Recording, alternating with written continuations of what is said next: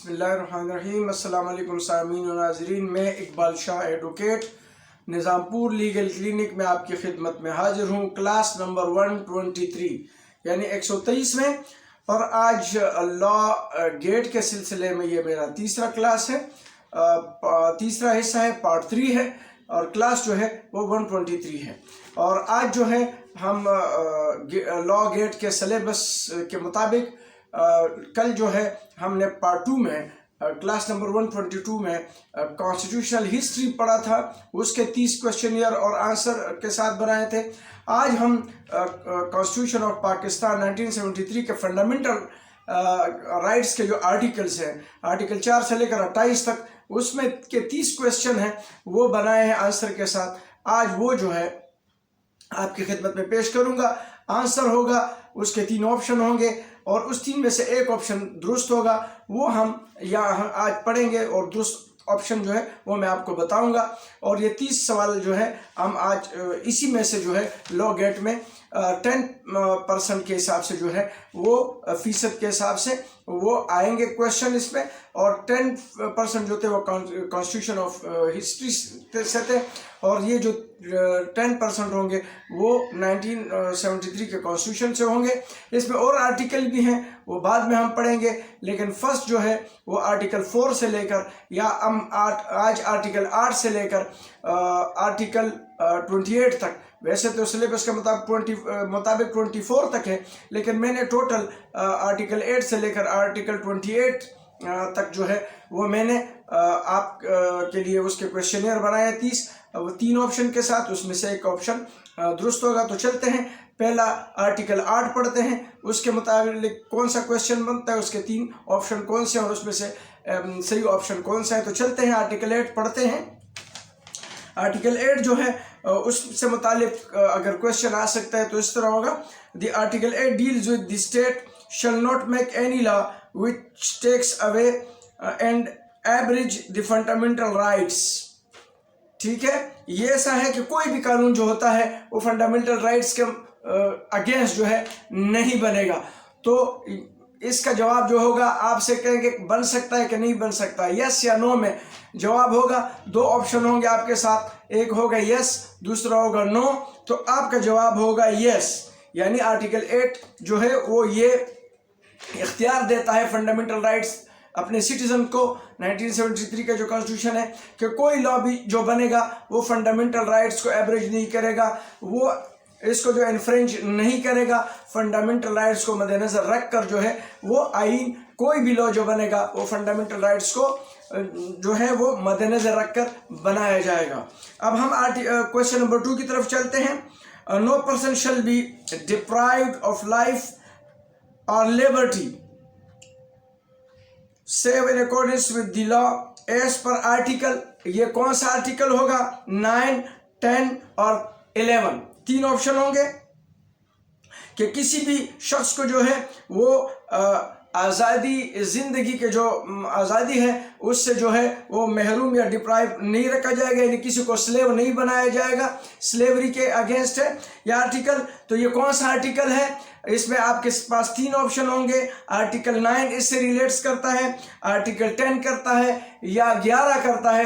तो आपका ऑप्शन होगा कि वो आर्टिकल 9, ये दुरुस्त जवाब है। अब हम क्वेश्चन नंबर 3 की तरफ चलते हैं, और यह क्वेश्चन जो है ये आर्टिकल 10 के हवाले से, और आर्टिकल 10 बहुत अहम है। ये खुसूसी तौर पर इसके हवाले से कि अगर किसी को अरेस्ट किया जाता है तो उसको विदिन 24 आवर्स जो है वो मजिस्ट्रेट के सामने पेश किया जाता है। तो इसका क्वेश्चन इस तरह बनता है, article 10 says every person who is arrested and detained in custody shall be produced before magistrate with in a period of. 3 option होंगे, 24 आवर्स, 48 आवर्स, 20 आवर्स। तो आपका जवाब होगा विद इन 24 आवर्स। अब हम क्वेश्चन नंबर 4 की तरफ चलते हैं, और ये जो है इसके भी 3 वो होंगे कि स्लेवरी और फोर्स्ड लेबर जो है वो प्रोहिबिटेड है। तो वो कौन से आर्टिकल में है? ये है slavery and forced labour prohibited in articles. Article के 3 ऑप्शन दिए होंगे, 11 नंबर 1 ऑप्शन होगा आर्टिकल 11, नंबर 2 ऑप्शन होगा आर्टिकल 15, और नंबर 3 ऑप्शन होगा आर्टिकल 20। तो आपका जवाब होगा आर्टिकल 11। इसी तरह हम क्वेश्चन नंबर 5 की तरफ चलते हैं। Which article gives protection against retrospective punishment, यानी एक बंदे को एक ऑफेंस में ट्वाइस पनिशमेंट, या 2 दफ़ा उसको वो नहीं जो किसी भी जो रिट्रोस्पेक्टिव पनिशमेंट के हवाले से ये है कि अगर कोई कानून बनता है और वो उस वक्त वो सज़ा ना हो तो क्या वो एप्लीकेबल होगा कि नहीं। अगर मैं कोई ऑफेंस इस वक्त करता हूँ लेकिन उसका कोई कानून मौजूद नहीं है और बाद में कानून बनता है तो क्या वो मुझ पे एप्लीकेबल होगा कि नहीं। तो ये आर्टिकल रिट्रोस्पेक्टिव इफेक्ट को ख़त्म करता है। Which article give protection against retrospective punishment, तो इसमें ऑप्शन होगा नंबर 1 आर्टिकल 10, आर्टिकल 13 और आर्टिकल 12। तो आपका जवाब होगा आर्टिकल 12। इसी तरह क्वेश्चन नंबर 6 है, article 13 gives protection against double jeopardy. ये जो मैं पहले अर्ज कर रहा था, अगर ट्वाइस एक कॉज ऑफ, जिस तरह सिविल में कॉज ऑफ एक्शन होता है इसी तरह चार्ज होता है क्रिमिनल में, तो एक चार्ज में है किसी को ट्वाइस यानी 2 बार पनिशमेंट नहीं मिलेगी। अगर एक बार किसी को सज़ा हो जाए तो उसको दोबारा उसमें सज़ा नहीं मिलेगी। अगर कोई एक्विट होता है तो दोबारा उसमें एक्विट नहीं हो सकते, उसको दोबारा नहीं पकड़ सकते। तो ये जो है ये क्वेश्चन नंबर 6 है, article 13 gives protection against double punishment या डबल ज्योपर्डी। तो इसका ऑप्शन होगा नंबर 1 यस, नंबर 2 नो। तो आपका जवाब होगा यस। आप नो नहीं कहे क्योंकि आर्टिकल 13 इसी से रिलेट करता है। और अब क्वेश्चन नंबर 7 की तरफ हम चलते हैं। अ dignity of a man and privacy of a home deals in article. अब जो किसी की जो डिग्निटी है या प्राइवेसी है होम का, वो कौन सा आर्टिकल डील करता है। अ dignity of a man and privacy of home deals in article. अब 3 ऑप्शन होंगे, नंबर 1 आर्टिकल 20, नंबर 2 आर्टिकल 16 और नंबर 3 आर्टिकल 14। तो आपका जवाब होगा ऑप्शन 3 आर्टिकल 14। इसी तरह हम क्वेश्चन 8 की तरफ चलते हैं। Freedom of movement is the one of fundamental rights in the constitution of 1973 which article deals with. तो ये जो है घूमने फिरने की आज़ादी, ये जो घूमने फिरने की आज़ादी है ये कौन से आर्टिकल में है। तो 3 ऑप्शन होगा। ऑप्शन नंबर 1 होगा आर्टिकल 17 और ऑप्शन 2 होगा आर्टिकल 16 और नंबर 3 ऑप्शन होगा आर्टिकल 15। तो आपका जवाब होगा दुरुस्त आर्टिकल 15। इसी तरह हम जो है क्वेश्चन नंबर 9 की तरफ चलते हैं। और क्वेश्चन नंबर 9 जो है article 16 gives freedom of assembly, यानी अगर कोई असेंबली बना तो लोग मिलजुल कर खड़े होते हैं, 5 से 9, 10, 15 लोग जो हैं मिल के, तो वो article 16 gives freedom of assembly. इसका ऑप्शन होगा यस, नो। तो आपका जवाब होगा यस। जो आर्टिकल 16 है वो ये देता है फ्रीडम ऑफ असेंबली की जो है इजाज़त देता है। और इसी तरीके से क्वेश्चन नंबर 10 है, is it correct there is no freedom of association and fundamental rights under the Constitution of 1973। यानी कॉन्स्टिट्यूशन 73 में जो फ्रीडम ऑफ एसोसिएशन यानी तंजीम साजी का, इसमें कोई आर्टिकल नहीं है। तो इसमें ऑप्शन होगा यस, नो। तो आपका जवाब होगा नो, क्योंकि ऐसा कुछ नहीं है, क्योंकि फंडामेंटल राइट्स में फ्रीडम ऑफ एसोसिएशन दिया गया है। तो आपका जवाब होगा नो। अगर कहते हैं कि कोई ऐसा आर्टिकल नहीं है तो आपका जवाब होगा नो। और अगर इसी तरीके से क्वेश्चन नंबर 11 की तरफ चलते हैं। फ्रीडम ऑफ ट्रेड, बिजनेस और प्रोफेशन प्रोटेक्ट इन आर्टिकल। आपका जो फ्रीडम ऑफ ट्रेड है काम का, बिजनेस का, और जो प्रोफेशन की प्रोटेक्शन है वो तहफ़्फ़ुज़ जो है वो 3 ऑप्शन देंगे कि कौन कौन से आर्टिकल कर रहा है। पहला ऑप्शन होगा आर्टिकल 18, 18, दूसरा ऑप्शन होगा आर्टिकल 20, तीसरा ऑप्शन होगा आर्टिकल 21। तो आपका जवाब होगा ऑप्शन नंबर 1 आर्टिकल 18। ये जो है फ्रीडम ऑफ ट्रेड, बिजनेस और प्रोफेशन प्रोटेक्ट करता है। इसी तरह हम क्वेश्चन नंबर 12 की तरफ चलते हैं। There is no freedom of speech at all in fundamental rights under the constitution of 1973। Option होगा यस और दूसरा होगा नो। तो आपका ऑप्शन होगा no, there is no freedom of speech at all. ऐसा कभी नहीं है, क्योंकि फ्रीडम ऑफ स्पीच है तो इसलिए एट ऑल सवाल ही पैदा नहीं होता। तो इसलिए आपका ऑप्शन होगा नो। इसी तरह आर्टिकल क्वेश्चन नंबर 13 है, in which article deals with freedom of profession, profess religion and to manage religious institution, जब हम मजहबी इदारे बनाते हैं, इंस्टीट्यूशन बनाते हैं, तो वो कौन से आर्टिकल से मुतालिक हैं? इसके 3 ऑप्शन होंगे। पहला ऑप्शन होगा आर्टिकल 20, दूसरा ऑप्शन होगा आर्टिकल 22, तीसरा ऑप्शन होगा आर्टिकल 19। तो आपका पहला ऑप्शन जवाब होगा आर्टिकल 20, इससे डील करता है रिलीजियस इंस्टीट्यूशन के हवाले से। इसी तरह क्वेश्चन नंबर 14 की तरफ हम बढ़ते हैं, और क्वेश्चन नंबर 14 जो है वो है, is there any safeguard against taxation for purpose of any particular religion, if yes under which article? अगर किसी भी आर्टिकल में जो है वो taxation for purpose of any particular religion के हवाले से है, तो इसमें आपके पास 3 ऑप्शन देंगे कि आर्टिकल 21, दूसरा ऑप्शन आर्टिकल 20 और आर्टिकल 23। तो आपका जवाब होगा आर्टिकल 21, ये जो है taxation for purpose of any particular religion, if yes, तो इसमें जो है आर्टिकल 21 जवाब होगा।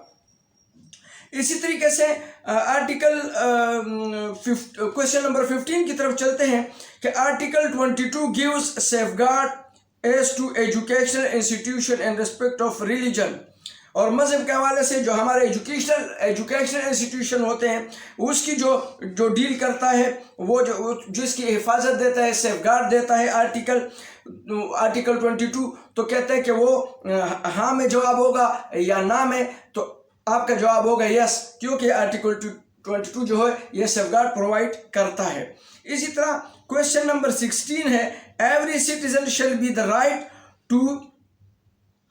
to acquire, hold and dispose of any property in the part of Pakistan। यानी ये जो क्वेश्चन है ये कहते हैं कि कौन से आर्टिकल के तहत कोई भी बंदा जो है पाकिस्तान के अंदर प्रॉपर्टी ले भी सकता है, खरीद भी कर सकता है। तो वो जो ये फंडामेंटल राइट देता है, 3 ऑप्शन देंगे कि आर्टिकल 23 है, 23, आर्टिकल 20 है या आर्टिकल 24। तो आपका जवाब होगा आर्टिकल 23। इसी तरीके से क्वेश्चन नंबर 17 है, article 24 gives protection to property rights. अब यहाँ पर जो है कि प्रॉपर्टी का राइट्स जो है प्रोटेक्शन का, तो जिस तरह अपने आप का प्रोटेक्शन का राइट होता है, इस तरह प्रॉपर्टी के प्रोटेक्शन का राइट है, तो वो देता है आर्टिकल 24। इसमें आपका यस और नो का ऑप्शन होगा, तो आप यस का ऑप्शन लेंगे। इसी तरीके से क्वेश्चन नंबर 18 है, आर्टिकल 25 के हवाले से, article 25 give no equality of citizen. ये जो है कि ये जो है आर्टिकल 25 जो इक्वलिटी ऑफ सिटीजन देता है, लेकिन यहाँ पर सवाल है कि आर्टिकल 25 है ये इक्वलिटी ऑफ सिटीजन नहीं देता है, तो यस और नो ऑप्शन होगा, तो आपका जवाब होगा नो, क्योंकि देता है तो इसलिए आप बोलेंगे कि नहीं ये गलत है अगर कहते हैं कि 25 प्रोटेक्शन नहीं देता। इसी तरीके से क्वेश्चन नंबर 19 है, every person shall have the right to access of public place under article 26। Article 26 public place जाने के लिए राइट देता है किसी भी शहरी को, तो ये का जवाब होगा यस या नो, तो आपका जवाब होगा यस। इसी तरह क्वेश्चन नंबर 20 है, विच article deals with the safeguard against discrimination of services. यहाँ पर जो होगा इसका सेक्शन 3 ऑप्शन होंगे, आर्टिकल 27, नंबर 2 ऑप्शन होगा आर्टिकल 30 सेक्शन, फिर आर्टिकल 31। तो आपका जवाब होगा नंबर 1 आर्टिकल 27। इसी तरह जो हमारे पास लास्ट जो क्वेश्चन है, इसमें मैंने 20 सवाल बनाए थे, 21वां जो है हमारे पास सवाल जो आर्टिकल है 28 और फंडामेंटल राइट्स का आखिरी आर्टिकल है। तो ये जो है article 28 gives preservation of languages, script and culture. ये जो है किसी भी कौम, हमारे मुल्क के जो लोग जो जिसका कल्चर है, लैंग्वेज है, स्क्रिप्ट है, उसकी जो है हिफाजत करता है, प्रिजर्व करता है राइट को। तो इसमें जवाब देगा कि करता है कि नहीं, यानी ऑप्शन यस और नो दिया होगा, तो आपका जवाब होगा यस। लेकिन ये जो मैंने जितने आर्टिकल ये जो राइट देते हैं, साथ साथ हर राइट के साथ आखिर में प्रोवाइडेड दैट लिखा होता है। तो वो प्रोवाइडेड दैट का मतलब ये होगा बशर्त ये कि उससे कोई मुल्की नुकसान ना हो। आप कहीं जाते हो पब्लिक प्लेस पे और वहाँ पर प्रोहिबिटेड ना लिखा हो तो आप वहाँ जाएंगे। इसी तरह आप कोई इदारा बनाते हैं और वो किसी मुल्क की सलामियत के ख़िलाफ़ ना हो तो आप बना सकते हैं। इसी तरीके से आप कोई तकरीर करते हैं मुल्क की सलामियत के ख़िलाफ़ ना हो प्रोवाइडेड दैट तो आप कर सकते हैं। अदरवाइज़ अगर आप ये चीज़ होंगे तो प्रोवाइडेड दैट जो प्रोविज़ो होगा वो एप्लीकेबल होगा। तो आज के लिए मैंने जो आर्टिकल थे फंडामेंटल राइट्स के एज पर सिलेबस ऑफ जो पाकिस्तान बार काउंसिल, और ये जो थे आर्टिकल मैंने 8 से लेकर 28 तक आपके सामने गोशे गुजार किए, इस उम्मीद के साथ कि इंशाल्लाह लॉ गेट में आप अच्छे नंबरों से पास होंगे और इस उम्मीद के साथ आप अच्छे वकील बनेंगे। आज के लिए इतना ही, इजाज़त चाहता हूँ। अल्लाह हाफ़िज़।